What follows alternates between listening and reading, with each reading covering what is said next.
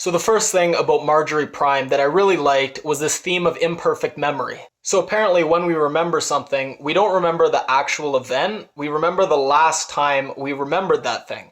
So our memory and our image of the past is constantly changing away from what actually happened. So one of the characters has Alzheimer's, and that's obviously very painful for her, but we start to realize that the other end of the spectrum, perfectly remembering everything and having no ability to self-edit your past and make it more palatable, could be just as painful. And the movie has this quote that sums it up: "It's always nice to be lied to," and we realize that that's, to some extent, what a lot of us are doing all the time. The other aspect of this movie I thought was cool was how different characters were able to pick different ages for their primes. Now, sometimes it's cool to think about, if there was a heaven or paradise, what age would you pick yourself to be? And then also, what age would you pick your loved ones and the other people in your life to be? And this movie shows how different characters pick different ages for different reasons.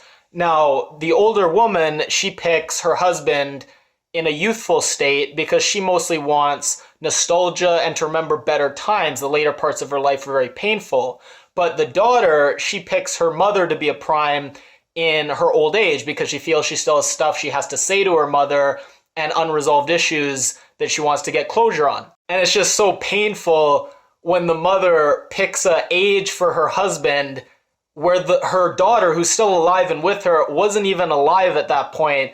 And it just makes the daughter feel like the best years of her mother's life and the most happiness she had was when she wasn't even around. And it's just very, very painful for her. The third thing this movie touches on that I really liked was the classic theme of better to have loved and lost than never to have loved at all. Now, one of the characters repeats throughout the movie how wonderful it was that we could love someone. And it's so great because whenever you think about loving someone and how that's inevitably going to end, whether it's with their death or your death, you can have two reactions. One, you can say how horrible that this lovely, beautiful thing is going to be so cruelly ripped away from me inevitably.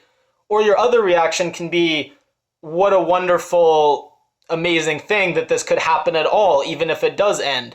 And it ending is necessary and inevitable, but it doesn't make it any less special. The other thing I have to mention is that all the actors in this movie did a phenomenal job. Two in particular, John Hamm, I'm a big fan, but I've never really seen him have range. In this, I saw him play a different character, so he's playing an android, and you definitely get that cold, kind of stiff vibe, a bit like Michael Fassbender playing the android in Prometheus or the new Alien, but he also manages to convey a kind of softness and warmth, and it was a really interesting combination that I found so captivating. The other actress, the older woman, she was 85 years old. She's been around. She was way back in East of Eden, came out, I don't know, the 50s or something, so she's been around forever, and she managed to convey such girlishness and such warmth and such full of life. For her to do that at such an old age, I thought was phenomenal, so I gotta give a shout out for her. Would I recommend this movie? For most people, no. Most people don't want to watch an hour and a half of a single room and different pairs of characters having quiet conversations with very little music and no visuals to speak of. It feels like watching a filmed play. It's based on a play, and they haven't really done much to make it a movie, and an uneventful play at that. This is a movie with important things to say, but it's not a movie that spells those things out for the viewer. You could watch the entire movie and be like, wow, the entire movie was talking, and it wasn't even particularly deep talking. It was pretty vapid, a lot of what they were saying.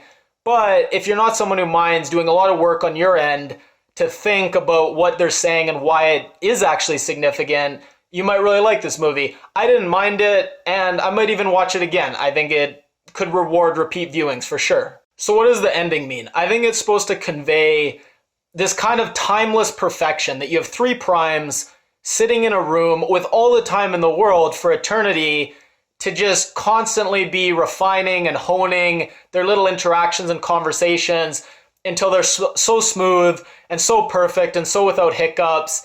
And you look outside the window and there's snow on the beach, and it just sets up this kind of surreal, otherworldly imagery. And I think what's great is different people are going to have different reactions to this. Some people are going to look and think, this is really creepy, this should never exist. Some people are going to say, Well, it's not creepy, but it's kind of bland and uninteresting. Like, why do I care that the one Prime finally revealed to the other Prime the truth about her son's suicide? They're Primes, they're robots.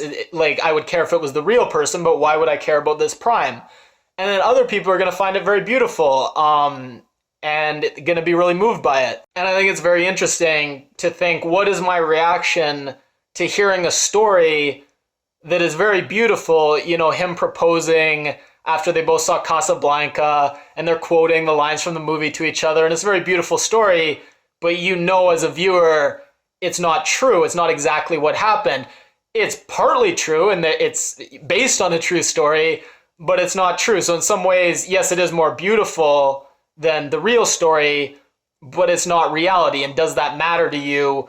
Maybe it does, maybe it doesn't. Why are they called primes? Some people think it's because John Hamm was brought back in his youth and the prime of his life. I don't think this is true because, as I mentioned, other characters were brought back at different ages, some very not in their prime. So I think it's just, it's a math thing. The prime of a function is kind of the derivative of the function. These primes are kind of copies and derivatives of people. So I think that's what they were going for. And I liked it. I thought it was something that was realistic. The people that would actually come up with this technology, it was a name that they could potentially use because it's very fitting. If you liked my review, please give it a thumbs up. If you haven't already, click my face to subscribe. And if you leave a comment, I'll read it and reply.